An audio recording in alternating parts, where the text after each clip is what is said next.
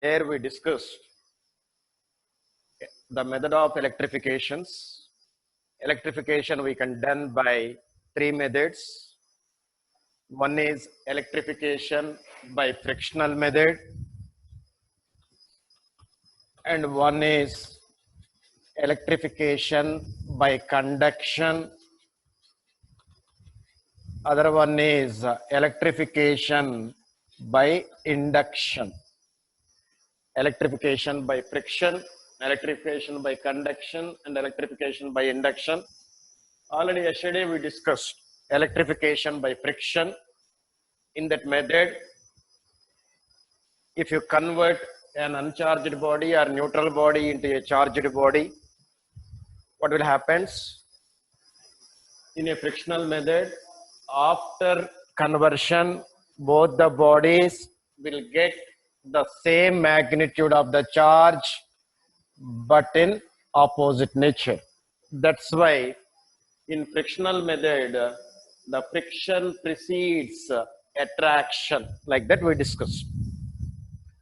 Whereas as for conduction is concerned, conduction is nothing but there is a contact between two bodies. So among those two bodies, one body must be a charged body. One body must be a charged body. If both are charged also, no problem. Now this body having a charge Q1 and this body having a charge Q2. Now I will place these two bodies in contact for a while and then separated as we discussed yesterday, like the method of mixtures, how the temperature will flow from higher temperature body, I mean to say how the heat will flow from higher temperature body to a lower temperature body until both will acquire the common temperature in the method of mixture. In the same manner, the charge will flow from higher charged body to lower charged body.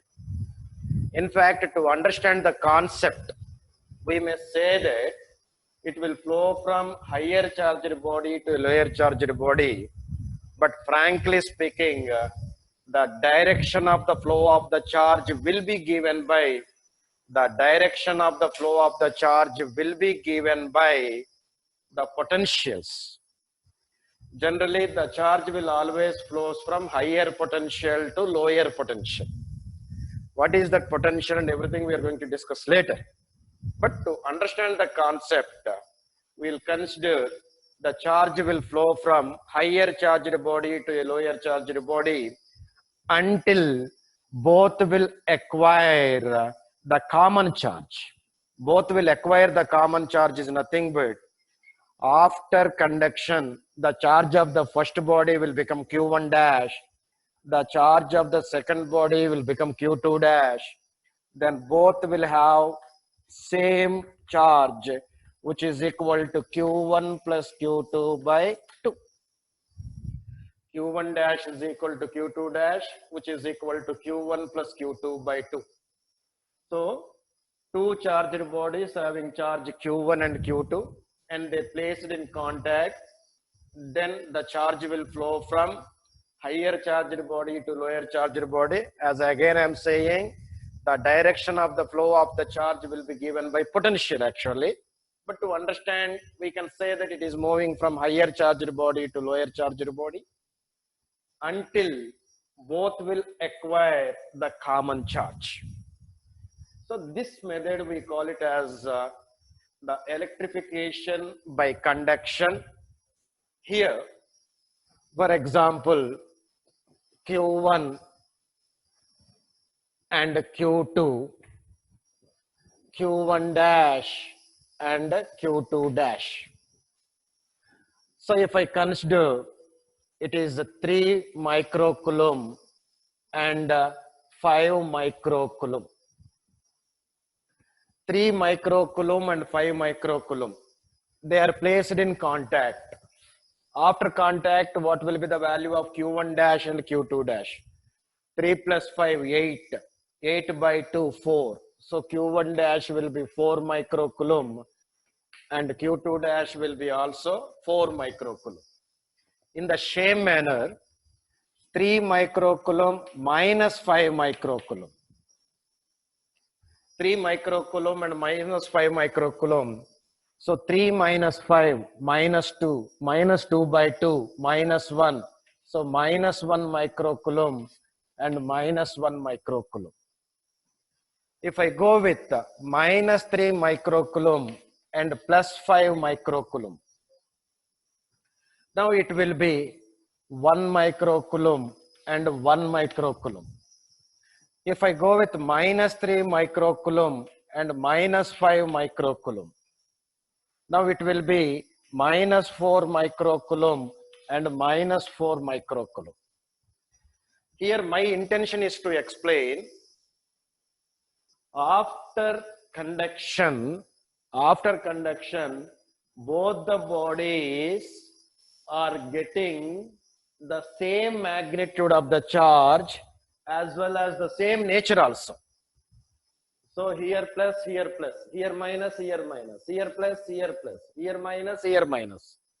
That is, in the method of friction, yesterday we discussed, in the method of friction, after electrification, both the bodies will get same magnitude of charge but opposite nature. Whereas in the method of conduction, both the bodies are acquiring the same magnitude of the charge as well as the same nature also. Either both will be positive or both will be negative. As we know, in case of like charges, there will be a repulsive force. So based on that, we can conclude conduction precedes repulsion. Conduction precedes repulsion. So whereas yesterday the friction precedes attraction, whereas here conduction precedes repulsion. Like that, we can do the electrification by conduction method. In case of frictional method, we'll rub two bodies together. In case of conduction method, we'll place two bodies in contact for a while. So after contacting, both the bodies will acquire the same charge. So this formula is important while solving the problems. Okay. Next one is inductional method. Electrification by induction. In electrification by induction, whereas in case of friction, there is a rubbing. In case of induction, in case of a conduction, there is a contact. Whereas in case of induction, there is neither rubbing between the two bodies nor contact between the two bodies. For example, I am considering a beautiful neutral body. As I said, neutral body is nothing but same number of positive and the same number of negative charges will be there. So this we call it as a neutral body. Now, I am placing a charged body now. I am placing a charged body. So let us imagine that it is a positively charged body. And here I am placing a charged body nearer to an uncharged body. Then what will happen? As we know, there is an attraction and repulsive forces. There will be an attractive force between two unlike charges. There will be a repulsive force between two like charges. Based on that criteria, since it is a positively charged body, it will attract all negative charges and at the same time it will repel all positive charges. Because of that procedure, the negative charges on a body B, the negative charges on a body B will move closer to the body A, whereas the positive charges on body B will move farther to the body A, because this will attract negative charges.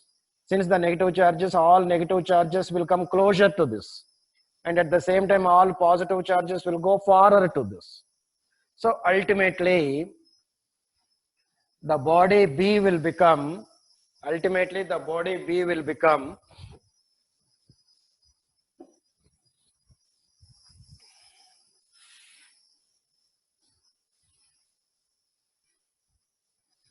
ultimately the body B will become like this. All negative charges will be closer to the body A, and all positive charges will go farther to the body A. Now, if I consider only this part, then this part will have only negative charges. If I consider only this part, it will have only positive charges. As a whole, it is a charged body only. So what I am doing is, in the method of induction, I am bringing all negative charges one side and all positive charges to the other side. So I want to make exactly either the body B is the positively charged body or negatively charged body only. If I want to make it as only negatively charged body, then I will connect this positive end to the earth.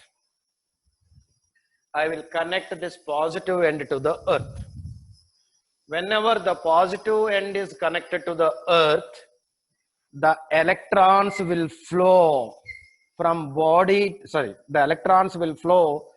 earth to the body. Why the electrons will flow from earth to the body? That question arises. As I discussed, the direction of the flow of a charge, either the electrons are moving from earth to the body or from body to the earth, it's purely decides based on the potential. So generally speaking, later we'll discuss in coming chapter, the positive charge will always move higher potential to lower potential. Positive charges will always move from higher potential to lower potential, whereas the negative charge will always move lower potential to higher potential. Negative charge will always move from lower potential to higher potential. So here, and the potential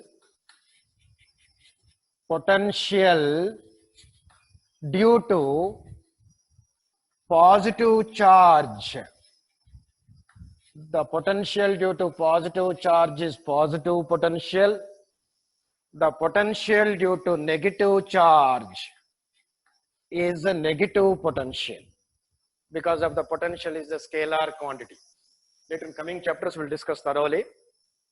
Whereas here, whenever there is a charge, there will be a potential ultimately. For example, here I have 4 positive charges. For my convenience, I am considering the potential of these 4 positive charges is +4 for convenience. The potential of these 4 positive charges is +4 volts. And this is the earth. Is the earth is a charged body or uncharged, say neutral body? That question arises. Definitely the earth is a neutral body. Neutral body is nothing but same number of positive charges and same number of negative charges will be there. That's why the earth will not give any electrical effect. Since it is a neutral body, I can say that there are no net charge present on the earth is 0. Net charge present on the earth is 0. So as I said, if there is no charge, there will be no potential. Now, the potential of the earth to be considered always 0.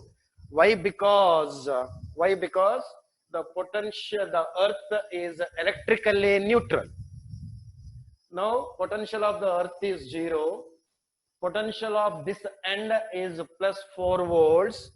So obviously among these two, this is the lower potential and this is the higher potential. So the negative charge will always move from lower potential to higher potential. The negative charge will always move from lower potential to higher potential. Because of that reason, the electron will flow from earth to the body. First one electron will go, it will nullify this, cancels this. Then one more electron will go, it will cancel this. Then one more electron will go, cancel this. And one more electron will go, cancel this. That is nothing but at this end, there is no potential now. I mean to say, there is no charges are present. If there is no charges are present here, the potential of this end will be also 0 volt. Now the potential of the body is 0 volt. The potential of the earth is also 0 volts. That means there is no potential difference between the body and the earth now. There is no potential difference between the body and the earth. That means here these two potentials are equal. Whereas the charge will always move one if and only if there is a potential difference between these two. There is a potential difference between these two, then only there is a flow of a charge. In case of a negative charge, lower to higher. In case of a positive charge, higher to lower. So whatever might be the nature of the charge, the flow of charge will take place if and only if there is a potential difference between the 2 points or 2 bodies. Here there is no potential difference between the earth and the body, then there will be no flow of electron will take place. So ultimately now, this body will have only the negative charge. Okay. So in the method of induction, what we are doing now, we are converting, in this method we are converting a neutral body into negatively charged body. In the same manner, if you want to convert into a positively charged body, here we have to consider a negatively charged body. Then all positive charges will be attracts, all negative charges will be repels. Then if I connect it to the earth, the potential because of the negative charge is a negative potential. So the potential for my convenience, I am taking minus 4 volt because of the 4 charges. Example, for convenience. The potential of the earth, as you know, it is a 0. Now among these two, this is minus 4 and this is 0. So this will be lower potential and this is an higher potential. So the charge will always move, I mean to say the electron or the negative charge will always move from lower potential to higher potential. So this is lower and this is higher. Now the electrons will flow from body to the earth. Then it is body to the earth is nothing but first one electron will go, then after one more electron will go, then after one more electron will go, then after one more electron will go. Now the potential at this end will become 0 volt now. At this end will become 0 volt. Since there is no potential difference, there will be no flow of an electrons. So ultimately in this body we have only the positive charge. Now it becomes a positively charged body. Like that, we can electrify. Electrification can be done by using the induction method. In induction method, neither there is a rubbing between the two bodies, nor there is a contact between the two bodies. What we are going to do is we are bringing or we are taking a charged body nearer to an uncharged or the neutral body. As far induction is concerned, Q dash is equal to minus Q into 1 minus 1 by K. Q dash is equal to minus Q into 1 minus 1 by K. What is this Q is? Q is inducing charge. Q is inducing charge. Q dash is, this is the Q dash now. Q dash is induced charge. Because of, if I take, for example, if I take 10 coulomb of charge body, if I place 10 coulomb of charged body nearer to one neutral body, now how much charge will induced in it? How much charge will be induced in it? That we can calculate. Q dash is equal to minus Q into 1 minus 1 by K, where Q dash is induced charge,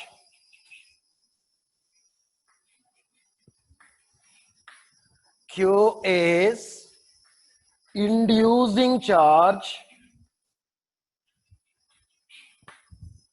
K is dielectric constant. K is dielectric constant. What is this dielectric constant? What is its definition? What is its formula? Everything we are going to discuss tomorrow. Where K is a dielectric constant. The value of K. What is the value of K? Generally, the K value is equal to 0 in case of vacuum. K value is equal to 0.0054. So approximately 0 only. In case of air, like that, different medium will have the different K value. As for water is concerned, the K value is equal to 80. As for water is concerned, this is for water. As water is concerned, the K value is equal to 80. The K value is equal to infinity. Very important this is. K value is equal to infinity for the metals. K value is equal to infinity for the metals.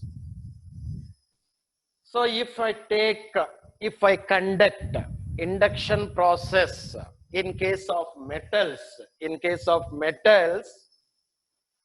Q dash is equal to Q into 1 minus 1 by K. For metals, if I go, K is equal to infinity. If K is equal to infinity, 1 by infinity is equal to 0. 1 by infinity is equal to 0. Then Q dash is equal to minus Q. So if you conduct induction process between the two metal plates or the two metal bodies, the induced charge and inducing charge will be equal but in opposite nature. The same principle we are going to use one instrument called as a capacitor. We are going to discuss in the coming chapter, capacitor. So here the important thing is, if you perform an induction process between the two metal bodies or the two metal plates, the induced charge and inducing charge will be equal in magnitude but opposite nature. So here K, dielectric constant, we are going to discuss thoroughly today only. What is K and all? Q dash is equal to minus Q into 1 minus 1 by K, where K is a dielectric constant. The value of K is equal to 0 in case of a vacuum. The value of K is approximately equal to 0 in case of air. The value of K is equal to 80 for water and all. Sir. The value of K is equal to 1.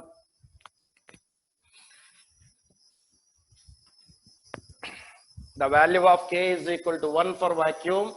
The value of K is equal to 1.0054 for air and all.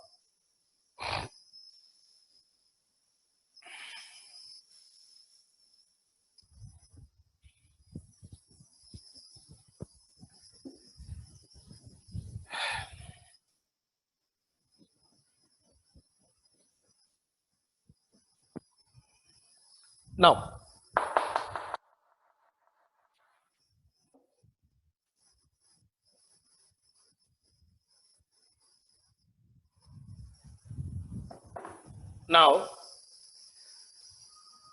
I would like to discuss about the properties of charges.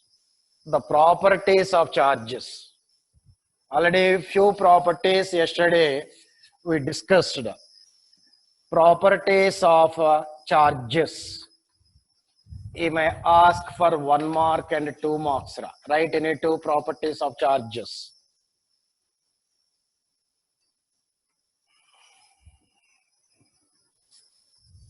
First point, the charges are 2 types.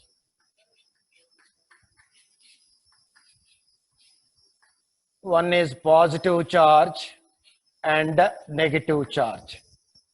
Charges are 2 types, positive and negative charges. Second one,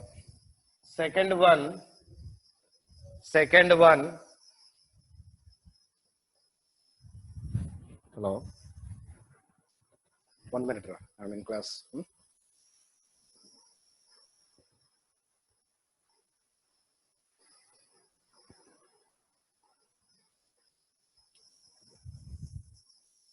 Charges are 2 types, positive and negative. One more is like charges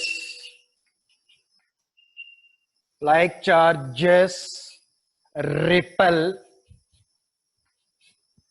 and unlike charge attract. Like charges repels and unlike charges attracts. So these are very familiar to you all, already we discussed. And the unit of the charge is coulomb. It's the unit of the charge is coulomb. Its dimensional formula is AT. It is not a fundamental quantity. It is a derived quantity and it is a scalar quantity. Charge is a scalar quantity. These are all. Okay.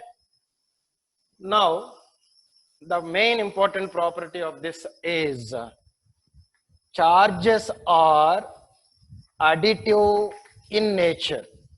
Additive in nature. Charges are additive in nature.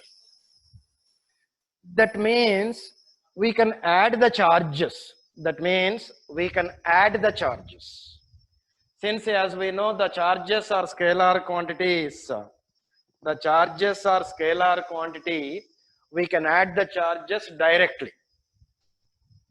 So that means, for example, Q1 is equal to 5 microcoulomb and Q2 is equal to 2 microcoulomb. Then the total charge is equal to, directly we can go with Q1 plus Q2, which is equal to 7 microcoulomb. So the charges are additive in nature.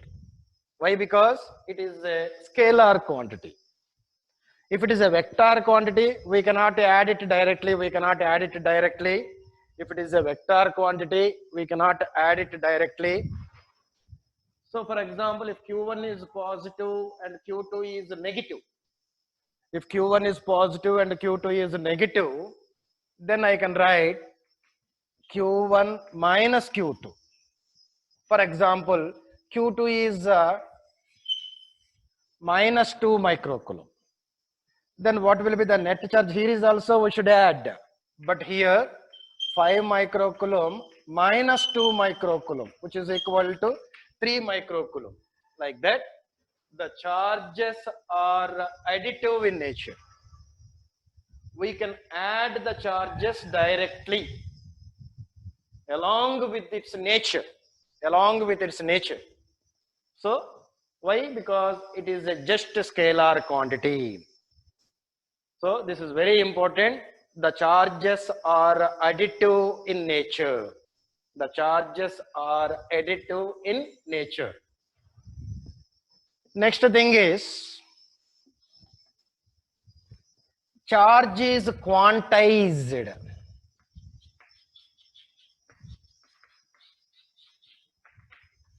Charge is quantized.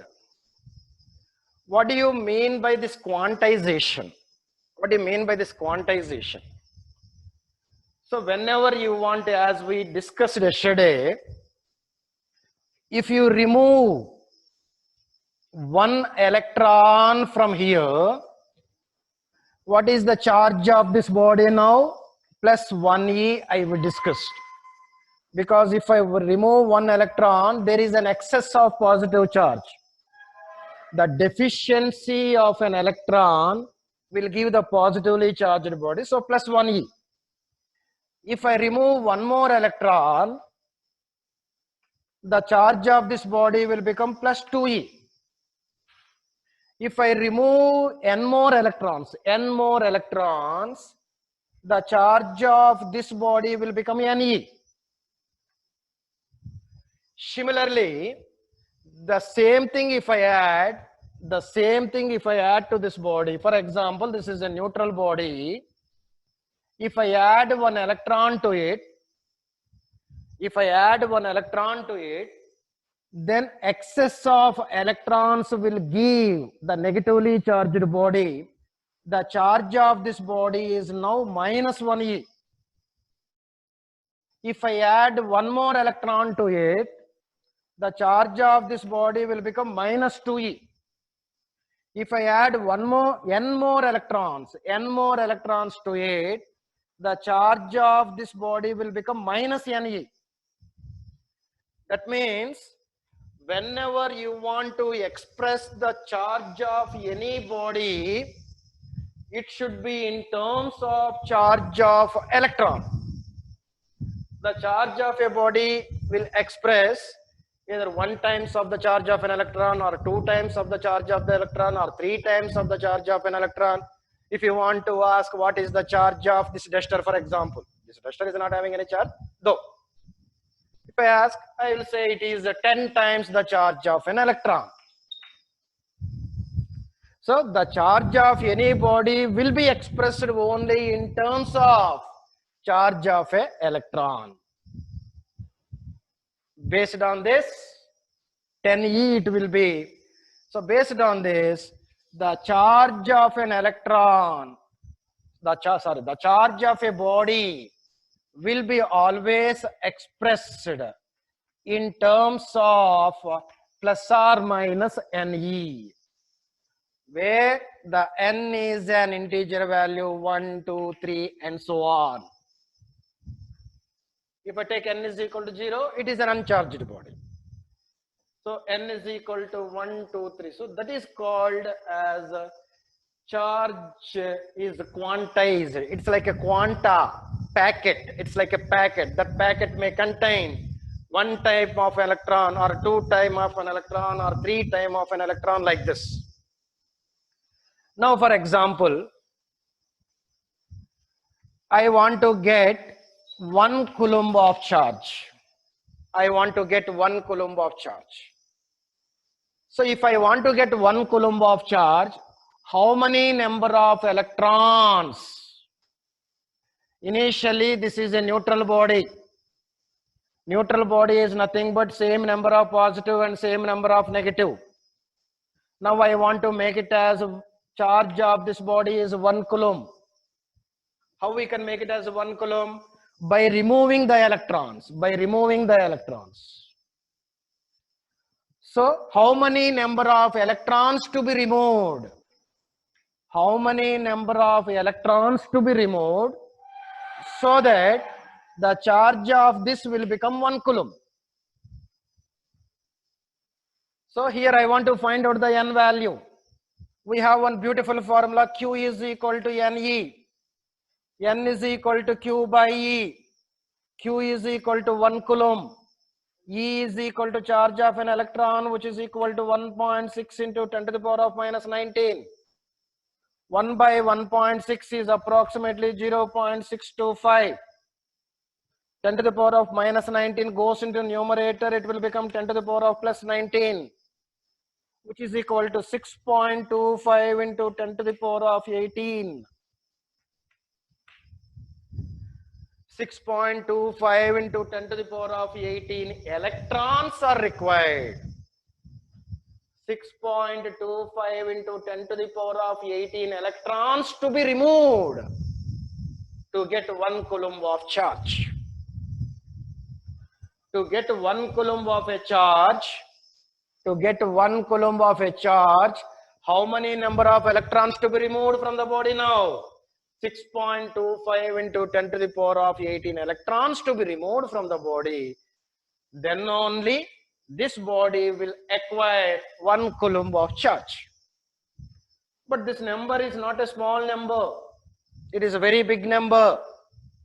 Since it is very big number, 1 coulomb is the largest unit of charge. Because if you want to make the body to have 1 coulomb of charge, so many huge number of electrons to be removed. Since so many number of electrons to be removed, this is the largest unit. So 1 coulomb is the largest unit of charge. That's why the charge will be always expressed either in millicoulomb or microcoulomb or nanocoulomb or picocoulomb. The charge will be always expressed either in millicoulomb or in microcoulomb or in nanocoulomb or in picocoulomb. Milli means 10 to the power of minus 3. Micro 10 to the power of minus 6. Nano 10 to the power of minus 9. Pico 10 to the power of minus 12. So this is called as a quantization of a charge. For example, he will ask for 1 mark. To get 1 microcoulomb, how many number of electrons are required? To get 1 microcoulomb, how many number of electrons are required? The same procedure. N is equal to Q by E. Instead of Q, what I should take now? 1 micro. That is nothing but N is equal to Q by E 10 to the power of minus 6 by 1.6 into 10 to the power of minus 19, which is equal to 0.625. This male into 10 to the power of 13. 0.625 into 10 to the power of 13 electrons are required to get 1 microcoulomb of charge. Like that, he will ask simple problems based on the quantization of a charge.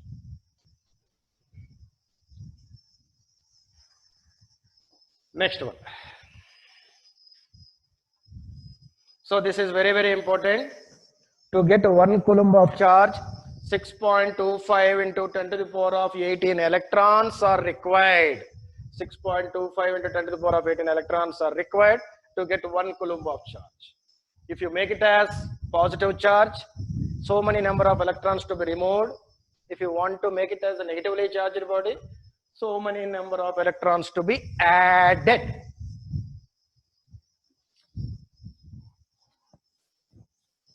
Next one. Charge is conserved. Charge is conserved. Charge is conserved. Conserved is nothing but constant. Constant is nothing but we cannot create a charge or we cannot destroy a charge, but what most we can do is we can transfer a charge from one body to another body. We cannot create a charge or we cannot destroy a charge. What we can do is we can transfer a charge from one body to another body. That is nothing but in any isolated system, the total charge remains constant. That is called as the charge is conserved. Next point. Charge is invariant. Invariant of speed or velocity. What do you mean by this invariant? Invariant of velocity. Invariant is nothing but does not vary. Does not vary is nothing but does not change. That means the magnitude of the charge does not depends on its speed. So for example, if the charge of a body is 1 coulomb, it will have the same amount of the charge, either that charge is at rest or the charge is in motion. That is nothing but the magnitude of the charge is invariant of velocity, does not change with respect to a velocity. Whereas if we go with a mass, if you go with a mass, is the mass is also invariant with speed? If the mass is also invariant with speed, no. The mass is vary with speed. The mass is vary with speed. So that formula is given by Einstein's relativistic equation. M is equal to m naught by 1 minus v square by c square under root, where m is the mass of a body when it is in motion. M naught is the rest mass of a body. Mass of a body when it is at rest. V is the velocity of the body. C is the velocity of light. Andre, whenever a body is in motion, definitely there is a change in its mass. So that is the one of the main drawback of Bohr's postulates.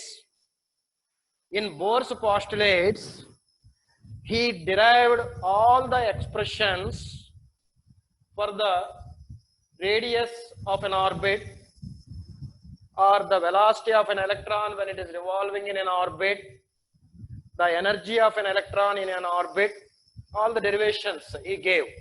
But the thing is, while deriving those derivations, the Bohr has considered the mass of an electron is a constant. But as per Einstein's relativistic equation, the mass of an electron, the mass of any body is not constant with respect to its speed. Whereas in atom also, the electron is in motion.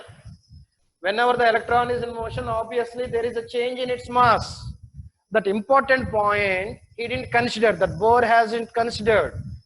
That is the one of the main drawback of Bohr's postulates. That's why we can say that the Bohr's, whatever the formulas he gave, those formulas will be applicable only hydrogen-like atoms, where the mass of an hydrogen atom we can negligible. Okay. So the charge is invariant of velocity. Next. Charge does not exist. The charge does not exist without mass. The charge does not exist without mass. That is nothing but whenever there is a charge, the charge will always accompanying with the mass. For example, you go with an electron. Electron is a charged particle, and as well as it is also having a mass 9.1 into 10 to the power of minus 31 kg. Similarly, you go with a proton 1.6 into 10 to the power of minus 27 kg. So the charge does not exist without mass, but the mass may exist without charge. For example, this is the duster. This duster is having a mass, but it does not have any charge. It does not have any charge in the sense, what I mean is, it is a neutral body. It is a neutral. So the net charge is 0, but it is having a mass. So the charge does not exist without mass, whereas the mass will exist without charge. Next point. What is the next point we can say? Charges